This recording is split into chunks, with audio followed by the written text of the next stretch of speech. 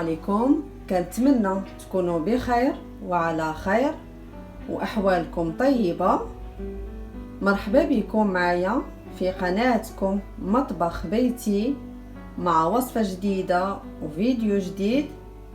اليوم ان شاء الله غادي نحضر معكم بسبوسه كتجي لذيذه بزاف، سهله وسريعه التحضير بمكونات جد اقتصاديه. فابقوا معايا من اول فيديو حتى الاخير باش تعرفوا على المقادير وعلى الطريقه. فرجه ممتعه. نبداو على بركه الله.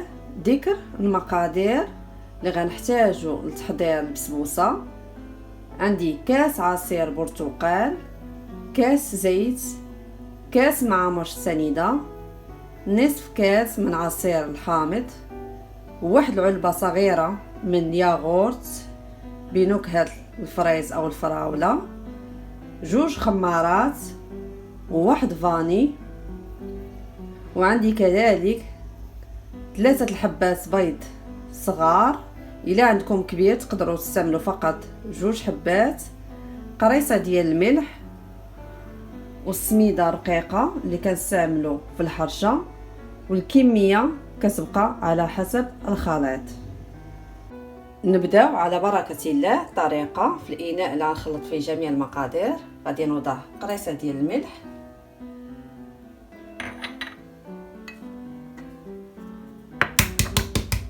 غادي نضيف البيض،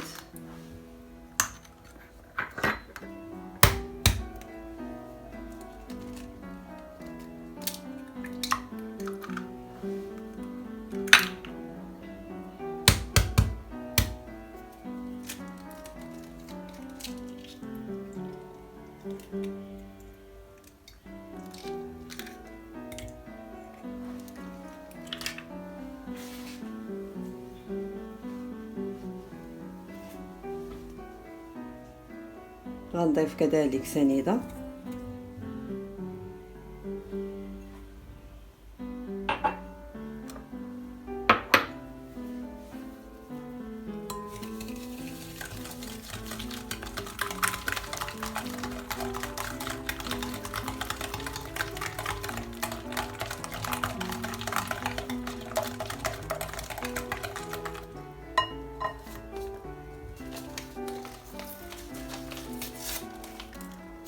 غنضيف ساشي ديال الفاني،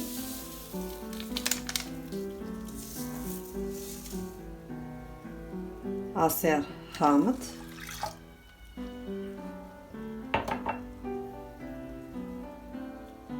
عصير ديال البرتقال،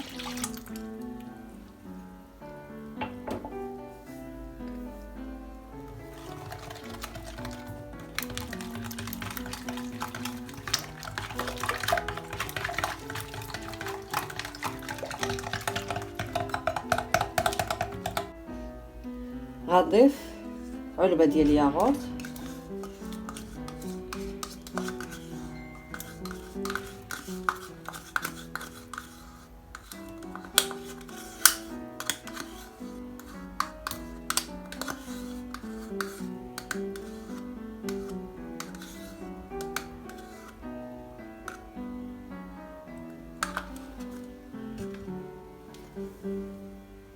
كاس زيت،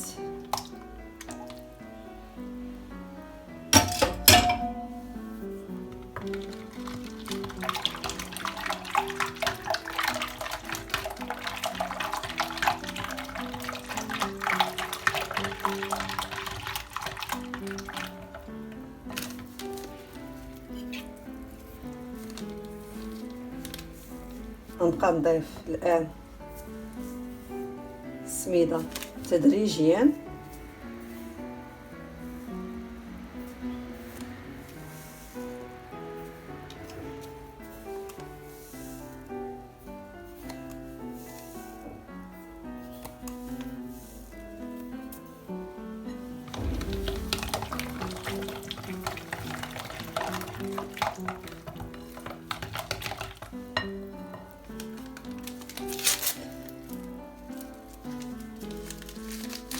غنضيف 2 أكياس من خميرة الحلويات،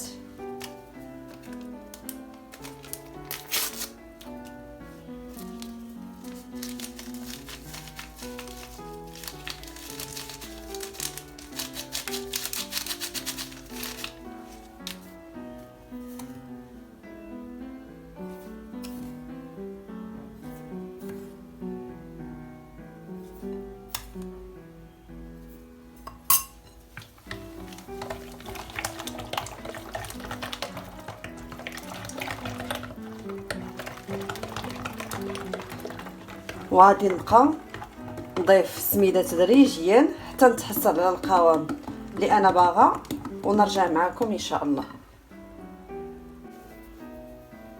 هذا هو القوام اللي كنتحصل عليه كيف ما واضح في الصوره.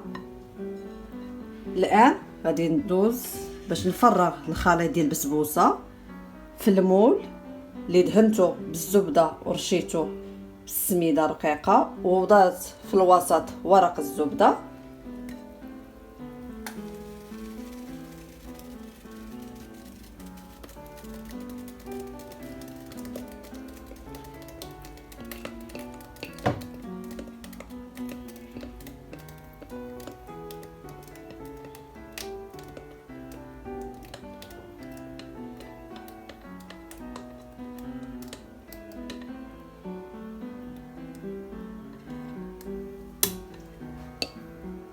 غندخلها الان الفرن يكون بارد، عاد نشعل عليه ونتلاقاو ان شاء الله من بعد ما توجد في الشكل النهائي ديالها. ورجعت معكم متابعينا الكرام في الشكل النهائي ديال البسبوسه اللي حضرت معكم. من بعد ما وجدات زينتها على هذا الشكل كيف ما واضح في الصوره.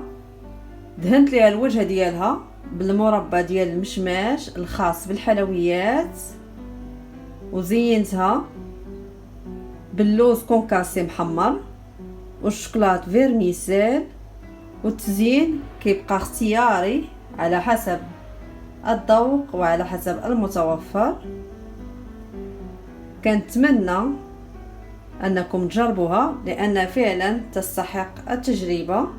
لذيذه بزاف، سهله وسريعه التحضير بمكونات جد اقتصاديه. الى عجبتكم وصفه اليوم ما تنساوش تخليو لي لايك وتعليق والاشتراك في القناه، فضلا وليس امرا بالضغط على زر الجرس باش توصلوا بكل جديد. والى اللقاء في فيديو قادم ان شاء الله.